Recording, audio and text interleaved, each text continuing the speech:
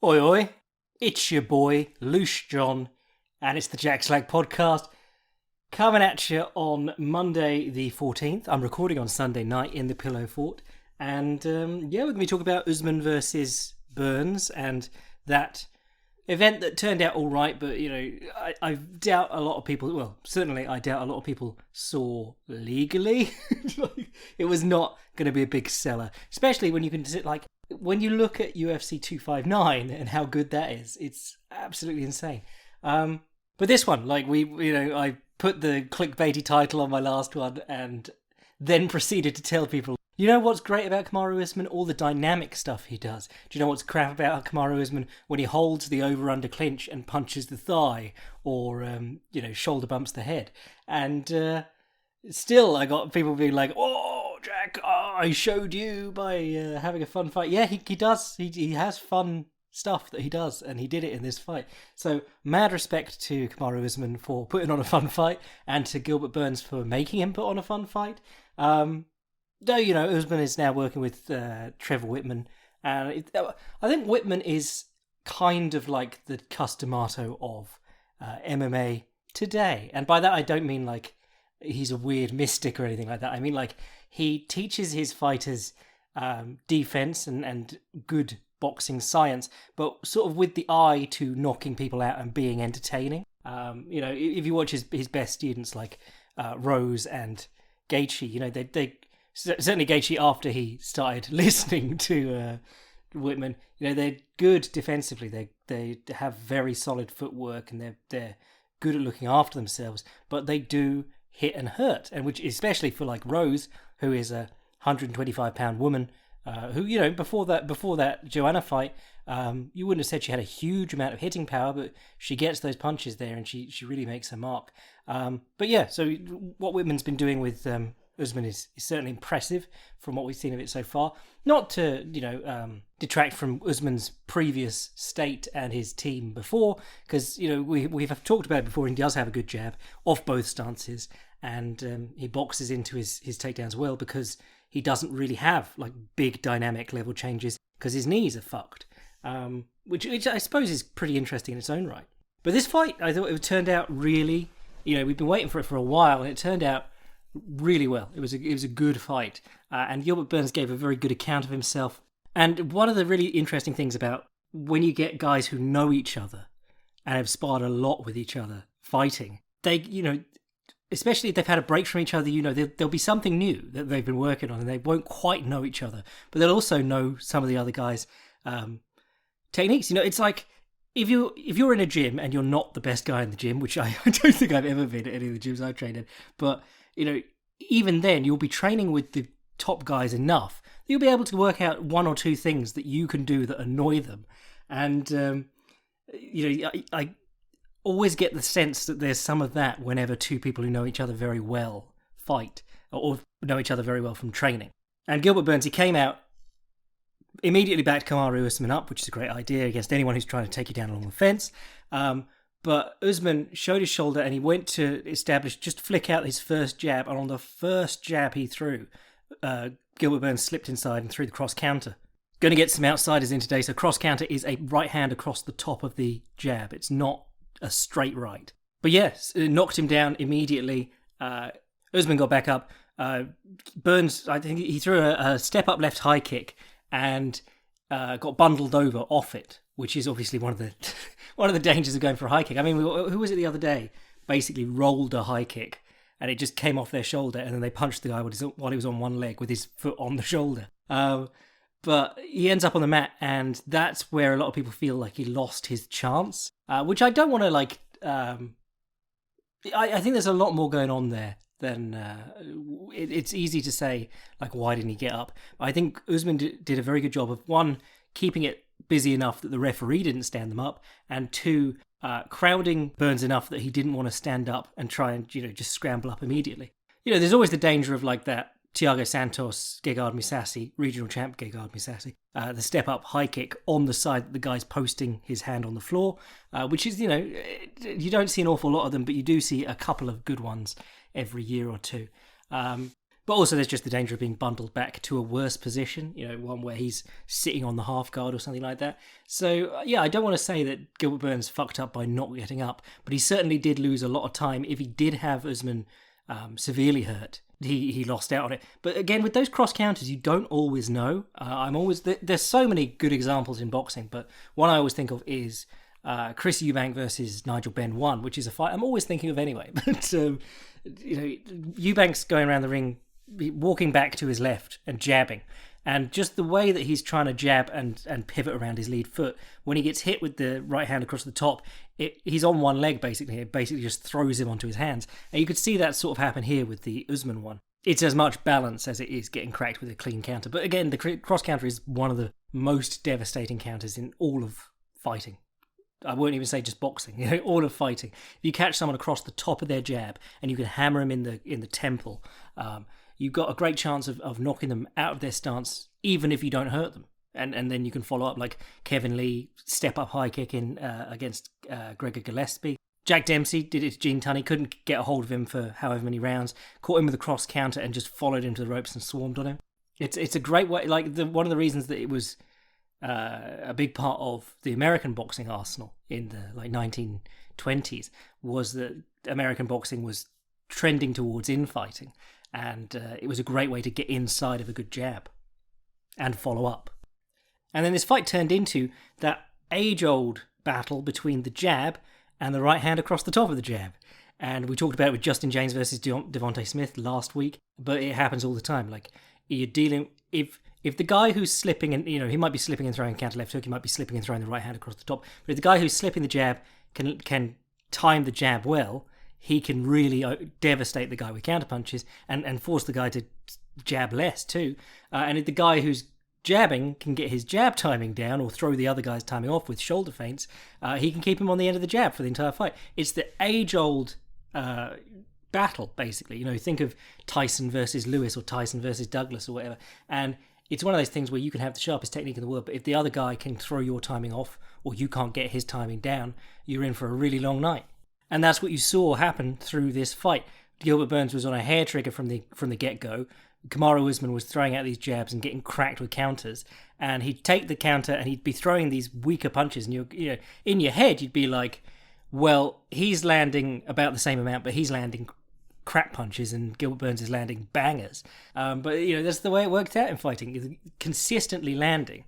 And if the other guy's throwing everything on every punch, it's going to take it out of him quickly. If you cut a guy off mid-punch, you catch him with the jab when he thinks he's supposed to be slipping inside and throwing his right hand across the top. It really takes the energy out of him. And you saw that Gilbert Burns just wind down through the fight to the point that he couldn't get away from the jabs by the end of the second round, start of the third. But I'll go back to props for Gilbert Burns. We talked about how the uppercut could be useful for Burns because, he loves the uppercut anyway, but Usman so often dips his head straight into the chest because he doesn't really do big level changes. He just enters clinches or picks up single legs and pushes with his head. And that didn't quite... the couple of uppercuts he threw, he was either too far away or Usman was throwing a dipping jab at the same time and caught him. What did seem to work quite well for him was that switch knee that he was trying to use against Tyron Woodley. And it comes up, and if the guy's ducking in with his head, you might hit him in the head, but a lot of the time you just hit him in the chest. Aldo was really into that back in WEC. If you watch his fight with Mike Brown, of ATT fame, if you watch his fight with Mike Brown, he's just picking up these knees into the chest every time Mike Brown dips in. And then the low kick was a factor too that was working quite well for Burns. But that Usman jab, and the other thing about Burns was when he got caught in the over-under clinch, he didn't fuck around there and he didn't let Kamaru just waltz him to the fence. He immediately attempted a trip which didn't work and he put a lot of energy into it, but immediately came out swinging out of the clinch, which is something Fedor used to do a lot. But then Fedor liked being in the clinch a lot. But if you attempt a trip and then you come out swinging, it's a good way to break from clinches, provided you're not stuck against the fence already. But yes, Usman's jab looked phenomenal. You saw the shoulder feints. They were talking about how his jab was like a right hand, but really what I noticed a lot about his jab was that he wasn't putting a lot of weight behind it. It wasn't his full body going forward with it. And that's always a good thing when you're trying to become a really educated jabber. Someone who has... Because there's a lot of... there are jabs that are like Some of them will just be like pops, and then other ones will be big shots. And the trick is to be able to hide the big ones between the little ones, use the little ones to dull the guy's senses, or use the big ones to get him flinching for every little one or little shoulder shrug. And that's how you use a really versatile jab. And I think a lot of people in MMA particularly get into just using the big stepping jab. You spring in, all your weight goes forward. You stay nice and upright if you're doing it well, but all your weight goes forward and your hand goes out at the same time, and you get your weight moving into the jab. And that's great if you like doing a dipping jab, counter jab like BJ Penn used to do, or if you just want to light people up with the jab like Tommy Loughran. Tommy Loughran's a fascinating fighter. Someone got upset the other day because they felt I was portraying Stipe as like a lesser fighter than Overeem, because I said he's got quite a limited tool bag. And I don't consider being a minimalist a bad thing. So I never felt like it was a slight on him. But Tommy Loughran is one of my favourite fighters, and he did nothing except the jab on its own. And his right hand was always like going to the opponent's left hand at the same time as his left hand went out. So his whole fight was he'd be bouncing around sideways on, and then both hands would go forward at the same time as he stepped in. And he'd jab him in the face and he'd enter the clinch, or he'd spin him around. And he's absolutely marvellous. If you've never seen him fight, he's going to be frustrating if you like your knockouts. But Tommy Loughran, he went up from light heavyweight to... firstly, he embarrassed the Cinderella Man, who would go on to be heavyweight champion. But... that was light heavyweight, and then he went up to heavyweight because there's no money at light heavyweight. You want to be a heavyweight where you're fighting once a year. And unfortunately, the heavyweight champion at the time was Primo Carnera, who was 6'6", had like acromegaly, so he was fucking huge, and was really a rough customer. And that fight, you can watch it on YouTube. Tommy Loughran is fighting with a foot of height disadvantage and a foot of reach disadvantage, and he's jabbing the shit out of this dude. And a 100-pound weight disadvantage too. So just incredible. But being a minimalist is not a bad thing. And certainly relying on the jab a lot is not a bad thing. If you can use it in a lot of different ways, that's even better. And Usman seems to be getting there with that, because he's managing to throw it out from the shoulder without having to put his whole weight behind it, not having to step on every jab, showing lots of little shoulder feints. The shoulder feint into the jab, like just that feint, hesitate for a second and then just extend the whole way. Don't even go back to your original position. Just pause it halfway through and then jab him in the face. Such a good punch. And what you saw was that it was just catching Gilbert Burns between his attacks and when he was loading up on his attacks. And that was the thing about Burns. Like, he's got heavy hands and he can counter a good shot if he times it. But Usman is much better at getting back on position, staying in position. If you noticed, Gilbert Burns' hands were all over the place when he wasn't punching or when he was coming back from his missed punches. And it's especially noticeable on his kicks, which is interesting because against Tyron Woodley, I thought he did a very good job of checking both hands before low kicking or stepping up into the left knee. Perhaps because of Woodley's reputation as just like a one-and-done puncher. He was a little bit more cautious, but you really saw how his hands are just flapping everywhere when he's kicking. Because these the jabs he got knocked down by, Rogan and DC, when they weren't podcasting, but we'll talk about that later, they were going on about how powerful that jab is. But I think the jab was the same every time, and a lot of the time it was an arm punch. It's just that he kept catching him like mid-step up for kick, and Gilbert's hands were nowhere. If you watch really good Thais or really good kickboxers, a lot of the time they're framing with the lead hand and they've got the rear hand folded over their face high for a guard. Even guys who keep their hands in, you see that from a lot of guys who come from like Kyokushin backgrounds. They keep their hands in tight in like a boxing guard even while they're kicking, so you get that sort of disconnect between upper body and lower body, but they keep it in so that they can follow up with a punch afterwards. That's still better than sort of just dropping your hands, which is what Gilbert Burns was doing a lot here. So if you watch those knockdowns again, they are just him sort of stepping up with his hands nowhere and getting jabbed in the face with his feet underneath him.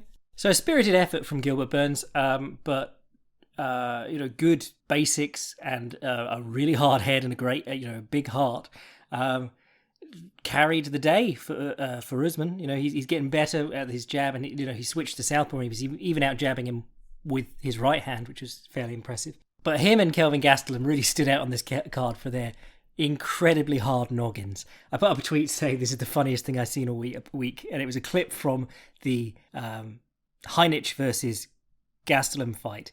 And Heinich does like a spazzy step up drops both his hands, leaps into a flying knee with his hands out to the side in fists, like in the old Masoyama books. There'd be a photo of a guy jumping kneeing through a pile of roof tiles, and then they'd be splintering off everywhere in the photo as his knee went through, and his arms would be out to the side and be going, yeah!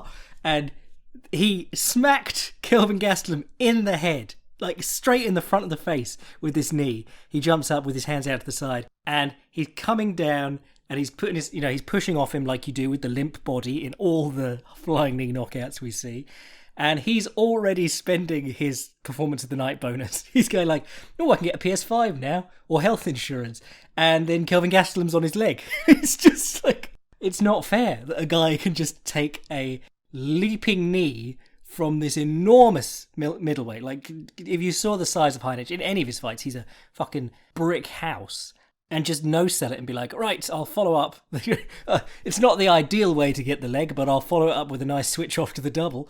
That fight, probably my fight of the night. I really enjoyed Gastelum versus Heinrich. I said I would probably enjoy it in the run-up to this, but I said if they wrestle each other, we'll get some real fun out of it. And Heinrich, bless him, comes out immediately, shoots a high crotch, switches off to the double, takes Gastelum down. Gastelum rolls to his hands and knees, tucks the arm and arm rolls him immediately, and then goes to wrestling Ian Heinrich. And Heinrich is working on Kimuras and stuff. He ends up getting a Kimura while mounted, which is rare, but not impossible. There's a lad from Australia called Harry Gretsch, or Harry Kimuras, I think he is on Instagram. I think it was him who heel hooked Robert Whittaker in the ADCC Oceania trials.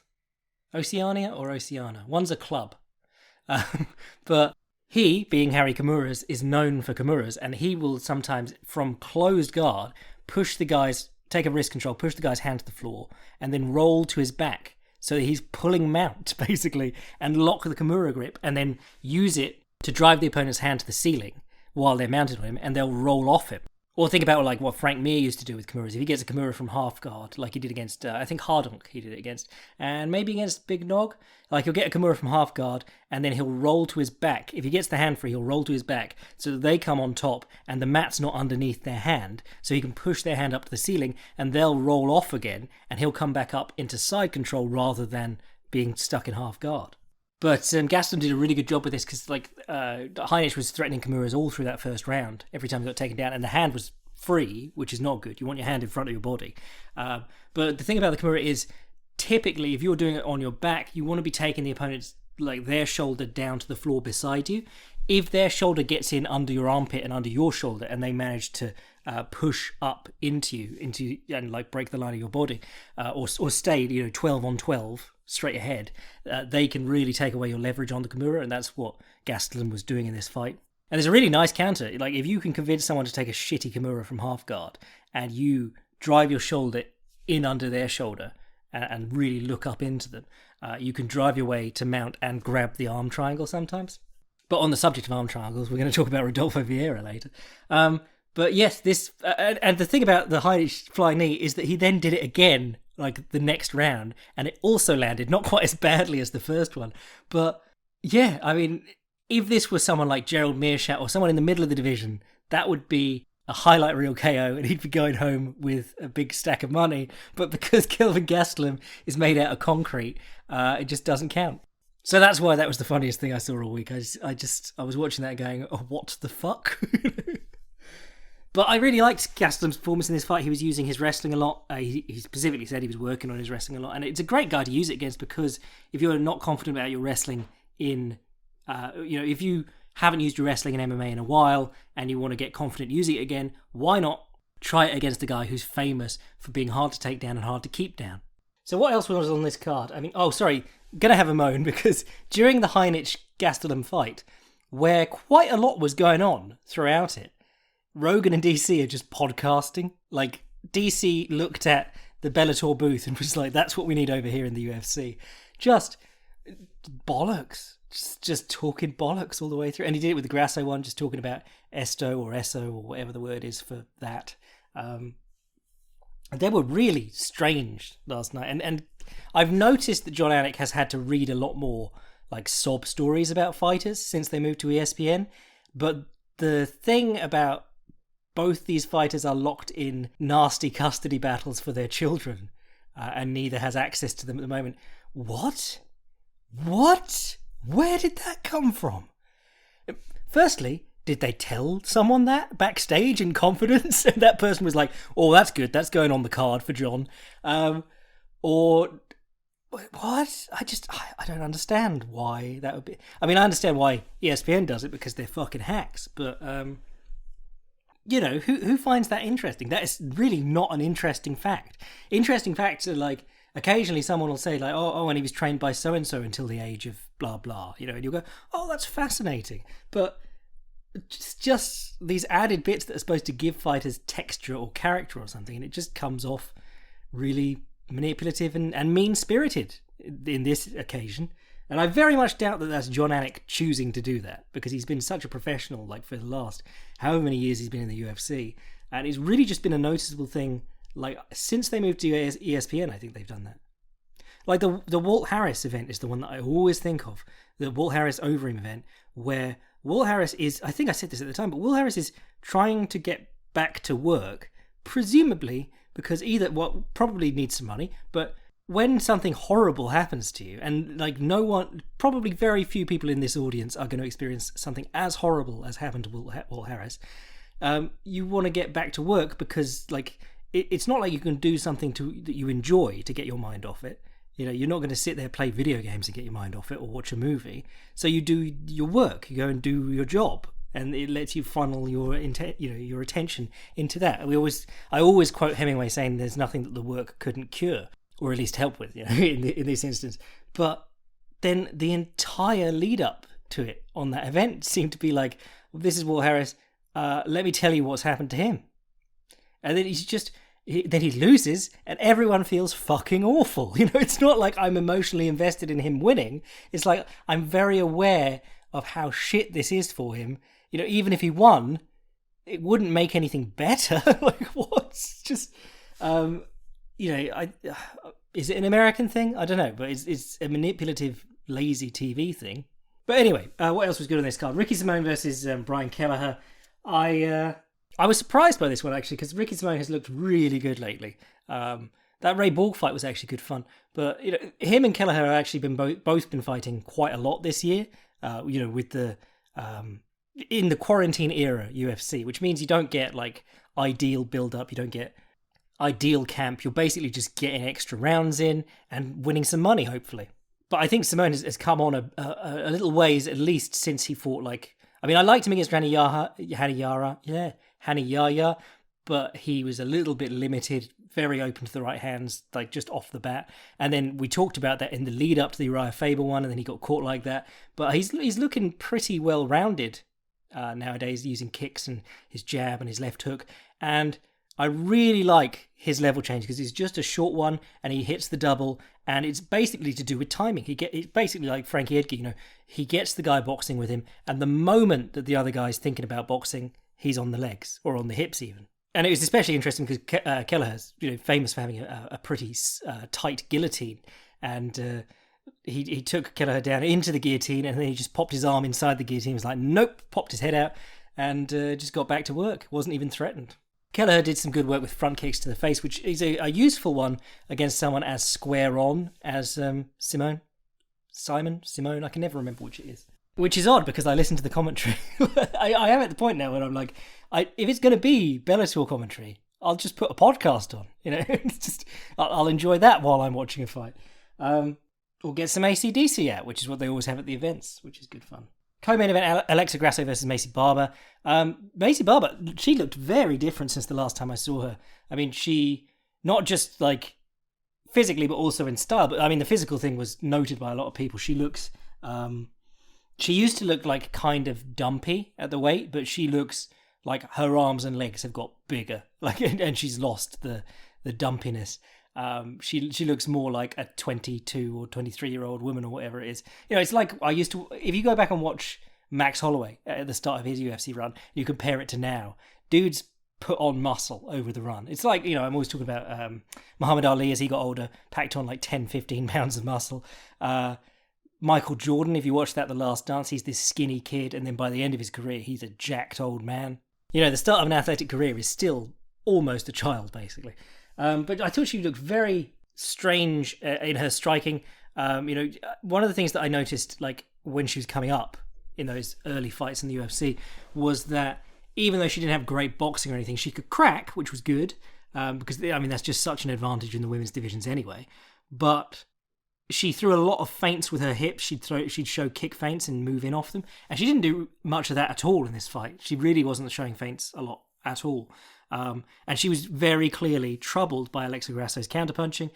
Grasso, has had good boxing for quite a while. Didn't she get famous for her fight with Inoue? But that was in Invicta, I think. But she's always had good clinch striking and good boxing. And they've just got sharper and sharper as she's gone on. And she's quite interesting because she doesn't move her head much. She just stands there and waits for punches in quite high, textbook guard. And then she counters with a right hand or left hook or whatever. She counters in combinations, short combinations, but counters in combinations nonetheless. And that was really throwing Maycee Barber off. I haven't called her Maycee Barber yet. I'm going to call her Maycee Barber. And when Barber got to the clinch and used the head post, she's generally been very good at coming out of the head post, cracking people with the elbow, and then she starts swinging punches, and she really puts her hips into her punches, which is terrific in a division where no one can really hit with any power. The Gillian Robertson stoppage is a great example of that. But Alexa Grasso was doing a very good job of ducking the first elbow or beating her up with knees, even with her back to the fence from the clinch. I think it was a very promising showing from Alexa Grasso, who we'd just sort of been waiting to show up. That we were all very hot on her when she was fighting Kelleher at Esparza. We were like, oh, she's going to get it in the bag this time. And then she still managed to lose that one, just about. But it would be really nice if she can make a little run. I think she'd be on the feet, at least, a fun matchup for Valentina. And in the clinch, of course. Certainly a lot more interesting than a lot of the stuff that's going on in that division. And I say going on in air quotes there. But for Barber, I think one of the things that I took away from it was that it was like she'd been trying to work on her boxing and it hadn't really worked. Because if you watch her old fights, she shows hip feints and things and moves in. And she throws these weird taekwondo-y kicks which don't really work that great. I think if she just committed to some good low kicks and the odd body kick, I think she'd do terrifically. But like a Chris Gutierrez game plan. But she was pumping out this jab just to air. And I got so many people tagging me, being like, oh, Jack's going to love that. just remembering the Michelle Waterson jab. But it looked like that. She was trying to... It was like she knew what she was supposed to be doing. If you're dealing with a counterpuncher, throw a lot of stuff out there that looks like your actual offense, but don't commit to it. Except you've got to be able to do it threateningly enough that they do think you're close enough to hit them. It doesn't work if you're miles out and you're just pumping jabs at air. Yeah, so not an awful lot more to say about that fight, but compelling nonetheless, and always good to see Alexa Grasso take a step forward, I suppose. I think for Maycee Barber, take her back to someone a little bit lower down the rankings. That's a pretty solid opponent to come back in against after a year off or whatever it was. And get her throwing with power in combinations, kicks into punches, punches into kicks. That's where she can do well. She can hit hard and she can throw good kicks. So make use of that rather than trying to box your way in against the decent counterpuncher. She did hit a really nice outside trip with a shoulder barge in the last seconds of it, so that was good. But what else was good? Oh, Anthony Hernandez versus Rodolfo Vieira. This was just showing that... I wrote an article ages ago, and I've just found out that most of my Fightland articles are gone now, so I'm going to be retreading a lot of ground in videos and articles in the future, because I've always felt bad about doing that, so I never write about the same thing twice if I can help it. But now that I realise they're taking down my masterpieces on Jersey Joe Walcott and Minoru Suzuki, I'm going to have to redo them, or at least update them. But one of the ones I wrote immediately after, it was the same event that Nate beat Connor and Miesha Tate beat Holly Holm. And I think the point of the article was just the rear naked choke is a really... it doesn't tell you a lot about how the fight went. And this was in response to the people being like, well, Connor has no jiu-jitsu or whatever. And you're going, well, no, actually, he lost that fight mostly on the feet. Because a rear naked choke is just that someone has conceded back position. There's not an awful lot of people in the world who, especially in gloves, are good at getting on your back and choking you out without you being hurt. Like Damian Maia, maybe, but like Marcelo Garcia came over to MMA for one fight. Everyone thought he was going to storm through it because he's one of the greatest grapplers who ever lived at any weight, at all weights. Just he got his opponent's back, and where he choked out like guys with 60, 100 pounds on him, the best in the world from the back in no gi, he couldn't do it to this random Korean dude with his gloves. So submissions sometimes don't tell you about a better grappler, particularly things like the rear naked choke when you give up the back, or the guillotine, because if you hit someone and they panic wrestle with their head down, they're going to get guillotined. One of the best defenses against the guillotine is to not get guillotined by shooting in with good posture and your head up. And guys don't do that when they're hurt, typically. But I thought Hernandez gave an amazing account of himself, because his job through the first round was to survive, and very quickly, because, I mean, Rodolfo was incredible in this first round. Like, people are going to, and other people are going to shit on his cardio, but he did the Rodolfo thing through the first round, and he should have finished that dude. But Hernandez is very squirrely and tough and got through it. And that's the thing about like pure submissions, because Rodolfo wasn't doing a ton of damage from the top. Pure submissions, you can take a good black belt and a good brown belt, and the brown belt, the black belt might not be able to submit the brown belt, even if he's trying his hardest. If the brown belt just closes his elbows, covers his collars, whatever, if you shell up in jiu-jitsu and the guy is not allowed to punch you, or not going to punch you in this case, it makes the guy's task a lot harder. And that's what a lot of Hernandez's job was in that first round. But, superior conditioning won out. It could have been an adrenaline dump. It wasn't his first fight in the UFC, which is the one that people always blame, but it's certainly going to scare you if you have given your all trying to finish this dude and you suddenly realise, oh, I'm getting a bit tired. As Muhammad Ali said, brother, this is the wrong place to get tired. But to submit Rodolfo Vieira, Hernandez was, I believe, more than 30-1. An astonishing bet if someone got that.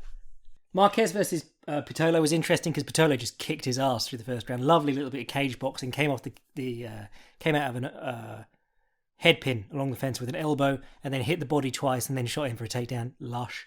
But I was watching this, and they both looked huge, and they were both gassed by like the end of round one. And I went, well, it is light heavyweight. And then I realised they're middleweights, and I was going, fucking hell, lads, you got some work to do. Because there's actual fighters in this division who can go at pace for a good amount of time. But the finish was nice. Guillotine choke. Pitolo rolls to his back to try and roll out of the choke.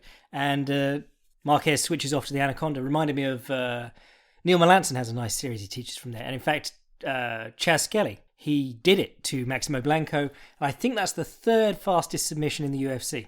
Second, if you think that Oleg Taktarov versus that guy was a work. So, very cool little sequence. And that's where you see most Anaconda chokes happening nowadays. You see more and more of them in MMA, actually. But in the sort of like both looking at the ceiling, inverted north-south, they sometimes call it, position. Guys bringing their legs up to drag the arm across with their kneecap, or with the back of their knee, rather.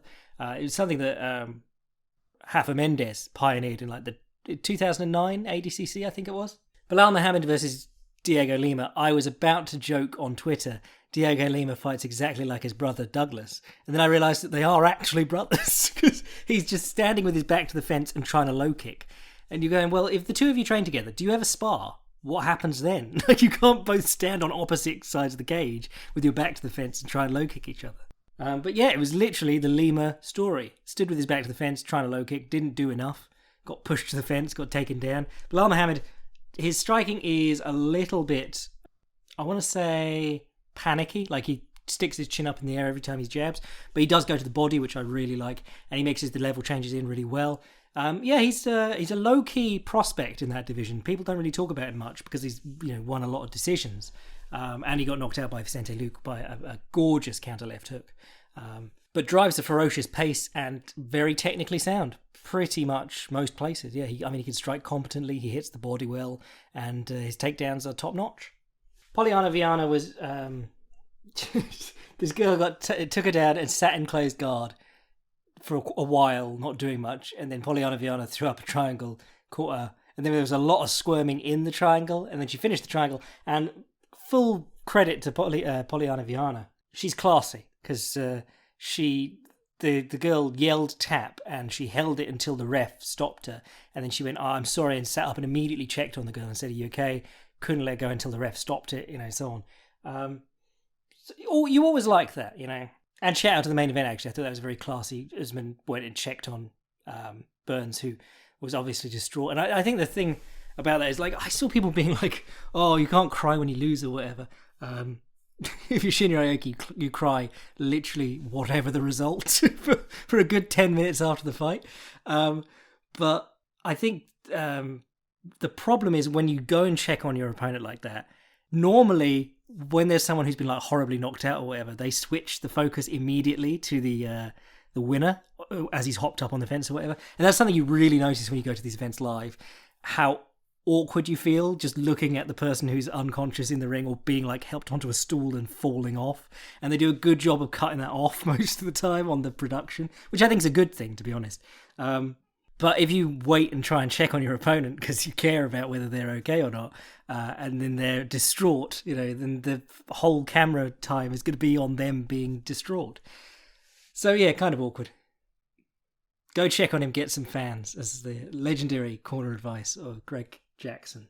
And then the only other one that I really cared about was Chris Gutierrez versus Andre Yule, which was good fun. Yule's interesting. He kind of annoys me because he's got one of those long dance around and throw straight punches styles that doesn't really have very sound boxing. But he was working well in the first round, and then Gutierrez caught up to him, started chopping down his legs, doing lovely step-through back kicks, which I was going to do a video on, like the Kung Lee Express, where you are, say you're southpaw against an orthodox opponent. Well, it would have been orthodox versus southpaw because Yule was the southpaw.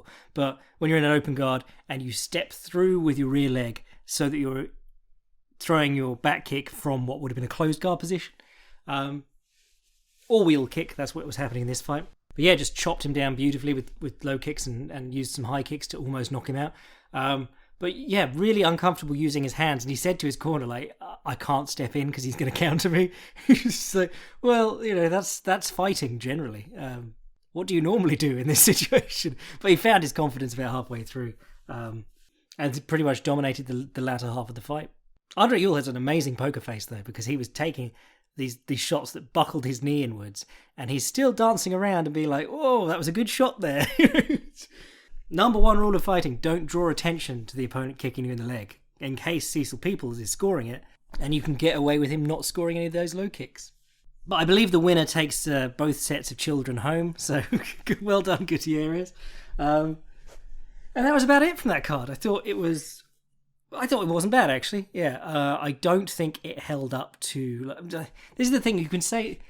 So there were people on Twitter getting really butthurt because I put out a little meme of Mr. Burns being like, "Would you like, Kamaru Usman, would you like your pay-per-view points, or would you like what's in this box, the mystery box?" Because, Kamaru Usman was not going to make anything off the pay-per-view points for this one. Not like Amanda Nunes, who probably isn't selling any pay-per-views next week, but is going to benefit enormously from the other two title fights on that card. Actually, no, that's a lie. People do seem to care about Amanda Nunes. It's just me who is like, am I taking crazy pills? There is nothing else going on in these divisions. They've got Megan Anderson number one contender on that poster, and she's literally... There is no rankings. They found one woman to finally lose to her, and then they were like, right, now we can do that Nunes fight at last. But yes, I thought the fights turned out well. And, that can always happen. I don't think that justifies the price tag on this one. And Dana White himself was saying, we were going to catch some streamers, but nobody streamed this one, lol. You got the sense that he was basically trying to fuck with Usman's negotiating position. But anyway, I'll call it a night there because I need to edit this and then go to bed. But we'll be back later in the week to talk about this weird card coming up at the weekend with loads of heavyweights on. And they're not bad fights, actually. I expect there'll be a lot of finishes. And I might drop a video in the middle of the week or do an article. Depending on what is easier to finish first. Whatever I'm feeling juicy working on. Anyway, I'm your boy Jack Slack. If you want to support the podcast, get in on the extra episodes and articles that I write at thefightprimer.com. Sign up to the Patreon. I've already plugged thefightprimer.com just then. And if you want to send an email to the podcast, jackslackpodcast@gmail.com. I'm your boy Jack Slack. Toe stomping with the fist to the face. Bless.